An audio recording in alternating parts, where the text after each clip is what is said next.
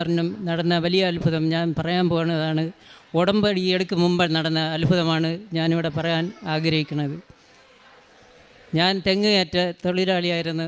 തെങ്ങ് കയറിക്കൊണ്ടിരുന്ന സമയത്ത് ന്യൂമോണിയ രോഗത്തിന് അടിമയായി മെഡിക്കൽ കോളേജിൽ 5 ദിവസം ഉണ്ടായിരുന്ന സമയത്ത് ഈ ന്യൂമോണിയയുടെ കൂടെ തന്നെ എനിക്കൊരു തലവേദന ഉണ്ടായിരുന്നു.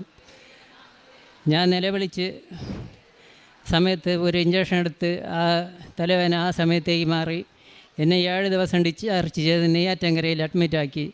ആ സമയത്തും തലവേദന വരുമായിരുന്നു. ഇവർ തരണ ഗുളിക പോയിട്ട് ഞാൻ എൻ്റെ ജീവിത പങ്കാളിയെ വിട്ട് പ്രത്യേകിച്ച് കൂടിയ ഗുളിക മെഡിക്കൽ സ്റ്റോറിലുണ്ട് വാങ്ങിച്ച് കഴിക്കുമായിരുന്നു. ആ സമയത്ത് തലവേദന മാറും. 7-ാം ദിവസം എന്നെ ഡിസ്ചാർജായി ഭവനത്തിലേക്ക് അയച്ചു. ആ സമയത്ത് എനിക്ക് തല പൊങ്ങി നിമിർന്നിരിക്കാൻ പറ്റത്തില്ല. തല നിമിർന്നിരിക്കും ഇങ്ങനെ ഒടിഞ്ഞു വന്ന് വീഴും. ആ അവസ്ഥയിലായിരുന്ന സമയത്ത് ഞാൻ ഒരു കൂടിയ ഗുളിക കഴിഞ്ഞുകൊണ്ട് കിടന്നപ്പോൾ ഒരു പെങ്കൊച്ച് ഒരു കൃപാസന അമ്മയുടെ ഒരു പത്രം കൊണ്ട് തന്നുകൊണ്ട് പറഞ്ഞു, അണ്ണാ, സ്വർണം കളഞ്ഞാലും ഈ പത്രം കളയാൻ പാടില്ല. മണിക്കൂറിനുള്ളിൽ എൻ്റെ തലവേദന അത്ഭുതമായി മാറിപ്പോയി. സൗഖ്യം കിട്ടിയ അമ്മയ്ക്ക് 1000 നന്ദി. എൻ്റെ അടുത്ത് ഡോക്ടർ പറഞ്ഞ് 12 ദിവസം കഴിഞ്ഞിട്ട് ബിജു എന്നെ കാണുവാൻ വരണം. 12 ദിവസത്തെയുള്ള ഗുളിക ഞാൻ തന്നയക്കും. അത് എന്തിനെന്ന് പറഞ്ഞാൽ 12-ൻ്റെ അന്ന് ഞാൻ മെഡിക്കൽ കോളേജിൽ MR സ്കാൻ എടുക്കാനുള്ള ഡേറ്റ് തരും എന്ന് പറഞ്ഞതാണ്. ഈ പത്രം കിട്ടിയ 10-ൻ്റെ അന്ന് തന്നെ എൻ്റെ മനസ്സിൻ്റെ അകത്ത് ഒരു ആലോചന വരെയാണ്, നിനക്കൊരു കുഴപ്പമില്ല, ജോലിക്ക് പോവാം. ഞാൻ ആ ഭവനത്തിലുണ്ട്. എൻ്റെ ജീവിത പങ്കാളിയെ മക്കളോ ആരും അറിയാതെ വെട്ടിപ്പിച്ചാത്തിയും തിലാപ്പം എടുത്ത് മടിയിൽ കെട്ടി വെച്ചുകൊണ്ട് ചായ കുടിക്കാൻ പോണ വേഷത്തിൽ പോയി 3 മൂട് തെങ്ങിൽ കയറി. തെങ്ങിൽ 2 കാല് വെച്ച് കയറി വരുമ്പോൾ താഴോട്ട് ചിറക്കി വരുമായിരുന്നു. അപ്പോഴറിഞ്ഞ്, ദൈവമേ, എൻ്റെ തെങ്ങ് കയറ്റി ഇതോടെ അവസാനിച്ചോ. അപ്പോഴും എൻ്റെ ഇവിടെ ഒരു സംസാരമായിരുന്നു, നിനക്കൊരു കുഴപ്പമില്ല, നിനക്ക് ജോലിക്ക് പോകാൻ. പിറ്റാം ദിവസം അത്ഭുതം എന്ന് പറയട്ടെ, 5 മൂട് തെങ്ങ് ഒരു കേടുപാടോ കാലും കൈയും ഒന്നും ചേർക്കാതെ കൊണ്ട് തന്നെ ജോലി ചെയ്യാനുള്ള ഭാഗ്യം എന്നെ സഹായിച്ചു. ഇനി ഉടമ്പടി എടുത്തതിന് ശേഷമുള്ള അനുഭവമാണ്. ഉടമ്പടി എടുത്ത് ഞാൻ എൻ്റെ മോന് 10-ൽ ഒരു അക്ഷരം അവന് അറിഞ്ഞൂടെയായിരുന്നു. ഇവൻ എങ്ങനെ ജയിക്കും, എങ്ങനെ പഠിക്കും എന്നുള്ള വിശ്വാസമായിരുന്നു. അങ്ങനെ ഉടമ്പടിക്ക് ആശീർവാദം കൊടുത്ത് ഉടമ്പടി തൈലും കുരിശും വരച്ച് ഇവന് കുടിക്കുവാനും ഒരു തുള്ളി കൊടുത്ത് സ്കൂളിലേക്ക് അയച്ചു. അത്ഭുതം എന്ന് പറയട്ടെ, 2 Aയും 8 B+ കുട്ടി ഉന്നത വിജയത്തോട് ജയിച്ച് ഇപ്പം പ്ലസ് 2 പഠിച്ചുകൊണ്ടിരിക്കുകയാണ്. 3-ാമത്തെ സാധിച്ചതെന്ന് പറയട്ടെ, ഇന്ന് ഈ നിലയിൽ ഇവിടെ നിന്ന് സാധിച്ച് പറയാനുള്ള കാരണം എൻ്റെ അമ്മയും തിരുകുമാരനെന്ന് ഞാൻ വിശ്വസിക്കുകയാണ്. ഈ മാതാവും തിരുകുമാരനുമാണ്. എന്തെന്ന് വെച്ച് കഴിഞ്ഞാൽ, ഞാൻ 30 അടി പൊക്കത്ത് പ്ലാവിൽ കയറിയ സമയത്ത് ചക്ക അടക്കാൻ കയറി എൻ്റെ കൈയെല്ലാം പിടിവിട്ട് മലർന്ന് വരികയാണ്. ഞാൻ മലർന്ന് വന്ന സമയത്ത് കാശി രൂപ എൻ്റെ പോക്കറ്റിലുണ്ടായിരുന്നു, ജപമാല കഴുത്തിനും ഉണ്ടായിരുന്നു പോക്കറ്റ്. ആ സമയത്ത് ഞാൻ പറഞ്ഞു, വേറെ ഒന്നും പറഞ്ഞില്ല, ദൈവമേ, എൻ്റെ കളി ഇതോടെ അവസാനിച്ചോ എന്ന് ചോദിച്ചു. എനിക്ക് ഒരു ടെൻഷനോ വിഷമോ ഭാര്യയെ കാണണം, മക്കളെ കാണണം, ആരെ കാണണം എന്നുള്ള ഒരു ചിന്തയും വന്നില്ല.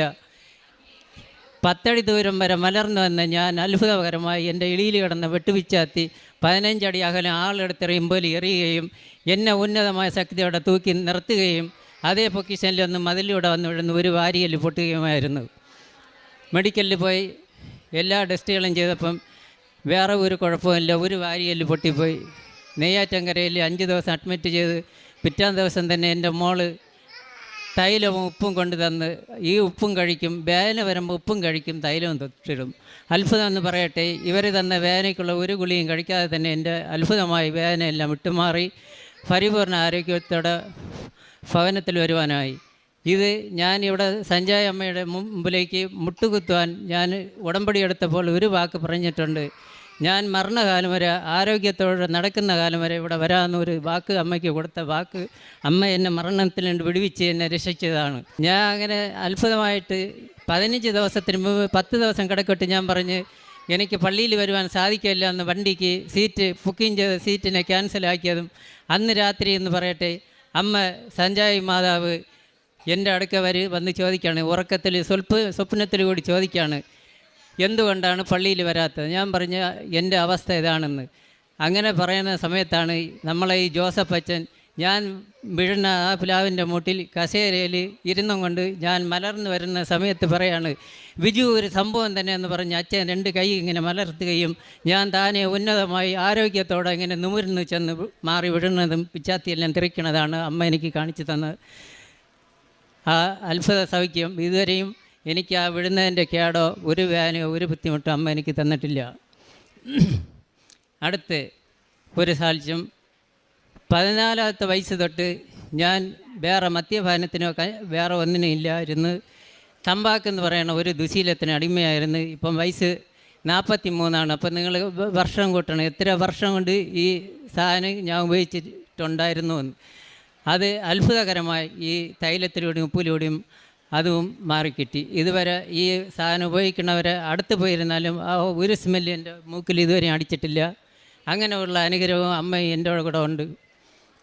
അത് പോയിട്ട് ഈ 2-ാം തീയതി ഞാൻ ചോറ് കഴിച്ച് അരമണിക്കൂർ കഴിഞ്ഞപ്പം തന്നെ എൻ്റെ ശ്വാസം നിന്ന് അങ്ങ് പോവുകയാണ്, തലയിൽ കയറി പെരിക്കുകയാണ്. അപ്പോൾ ഈ മീനും ചോറും എൻ്റെ മോള് സ്കൂളിൽ കൊണ്ടുപോയിട്ടുണ്ട്, മോൻ കൊണ്ടുപോയിട്ടുണ്ട്. ഞാൻ ജീവിത പങ്കാളിയുടെ അടുത്ത് ഈ ശ്വാസം നിലയ്ക്കണത് പറയണില്ല, തലപെരുക്കം പറഞ്ഞു, മീനിലെന്തോ വിഷമായിട്ടുള്ള എന്തെങ്കിലും കാണുമെന്ന് പറഞ്ഞ് മോളെ ഫോൺ വിളിച്ച് പറഞ്ഞ് നീ ചോറ് കഴിക്കാൻ പാടില്ല എന്ന് പറഞ്ഞ് മോനെ വിളിക്കാൻ പറ്റിയില്ല. ഇവൾ എൻ്റെ വാക്ക് മറുത്ത് അവൾ ചോറ് കഴിച്ച് അവൾക്കൊരു കുഴപ്പമില്ല. ഞാൻ ഈ ബുദ്ധിമുട്ട് അനുഭവിച്ചുകൊണ്ട് ഓടിച്ചെന്ന് ഒരു തുള്ളി തൈലം കുടിക്കുകയും ഒരു തുള്ളി തൈലം കുരിശ് വരയ്ക്കുകയും ചെയ്തും കൊണ്ട് കടന്ന് ഇവിടെ ഒരു പാട്ട് പാടും, മറിയാതായ എൻ്റെ അമ്മേ എന്ന് പറഞ്ഞ് പാടണം. അത് 10 കല്ലയാട്ട് ഞാൻ പാടിയും കൊണ്ട് കടന്നപ്പോൾ തന്നെ അറിയാതെ ഉറങ്ങിപ്പോയി. അങ്ങനെ ഉറക്കത്തിലൂടെ നോക്കിയപ്പോൾ അമ്മ മാതാവ് നിന്ന് ചിരിച്ചുകൊണ്ട് നിൽക്കണം. അടുത്ത് ഞാൻ ഓടിച്ചെന്ന് മുട്ടുകുത്തി എൻ്റെ അമ്മയെ എന്ന് വിളിച്ചപ്പോൾ ഈശോയെ കൊണ്ട് കാണിച്ചു തരണം. ഈശോ കുഞ്ഞ് ഈശോയാണ് കമന്നിങ്ങനെ പോണതായിട്ട്. അതോടെ ആ സ്വപ്നത്തിനുണ്ട് വീട്ടിൽ ചെട്ടി ഉടനെ നോക്കിയപ്പോൾ ഒരു അസുഖം എനിക്കില്ല. ഇത്രയും വലിയ അത്ഭുതമാണ് അമ്മ എനിക്ക് ചെയ്തത്. പിന്നെ കാരുണ്യ പ്രവൃത്തികൾ എന്നെക്കൊണ്ട് പറ്റുന്ന കൂലി ജോലി ചെയ്യണ അനുസരിച്ച് ഇവിടെ വരുമ്പോൾ 5-8 പത്രം വായിച്ച് നെയ്യാറ്റിൻകര ആശുപത്രിയിൽ കൊടുക്കുകയും മാസം തോറും രോഗികൾക്ക് ഊണെടുത്ത് ചോറ് കൊണ്ട് കൊടുക്കുകയും എന്നെ കൊണ്ട് പറ്റിയ സഹായങ്ങൾ രോഗിക്ക് പൈസയായിട്ടും സഹായിക്കും. ഇത്രയും വലിയ അനുഗ്രഹവും അത്ഭുതവും ചെയ്ത എൻ്റെ അമ്മയ്ക്ക് ആത്മീയ ജീവിതം നേരത്തെ ആണെങ്കിൽ തോന്നുന്ന അവസരത്തിൽ ജപമാല പറഞ്ഞാലുണ്ട്, പറഞ്ഞില്ലെങ്കില്ല. ബൈബിൾ വായിച്ചാലുണ്ട്, വായിച്ചില്ല. ഞാനിപ്പോൾ മലയാളം സംസാരിക്കുന്ന ആൾ, പഠിത്തവും എല്ലാ കാര്യങ്ങളും തമിഴാണ്. മലയാളം സംസാരിക്കുന്നേ ഉള്ളൂ. തമിഴിൽ ബൈബിൾ എൻ്റെ വീട്ടിലുണ്ട്. ഞാൻ തമിഴിൽ അരമണിക്കൂർ, 1/4 മണിക്കൂർ, 1 മണിക്കൂർ, 1.5 ഇങ്ങനെ സമയം അനുസരിച്ച് വായിച്ചുകൊണ്ടിരിക്കുമ്പോൾ ഉടമ്പടി എടുത്തതിന് ശേഷം പല അനുഭവങ്ങളും മുല്ലപ്പൂ വാസനയെല്ലാം ഉണ്ടായിരുന്നിട്ടുണ്ട്. ആദ്യം വീട്ടിൻ്റെ ചുറ്റുമായിരിക്കും. ഞാൻ അങ്ങനെ ഒരു ദിവസം പറഞ്ഞ്, എൻ്റെ അമ്മയാണെങ്കിൽ വീട്ടിൻ്റെ അകത്ത് ഈ സ്മെല്ല് ഇപ്പം വരണം, അല്ല വേറെ ഒരു ശക്തിയാണെങ്കിൽ ഈ നിമിഷം വിട്ടുമാറിപ്പോണമെന്ന് പറഞ്ഞ് തീർന്നില്ല. വീട് മൊത്തം ഈ സ്മെല്ലിൻ്റെ മണത്തിൻ്റെ ഒരേ വാസനയായിരുന്നു. അങ്ങനെയുള്ള അനുഗ്രഹം എല്ലാം കിട്ടിക്കൊണ്ടിരുന്നു.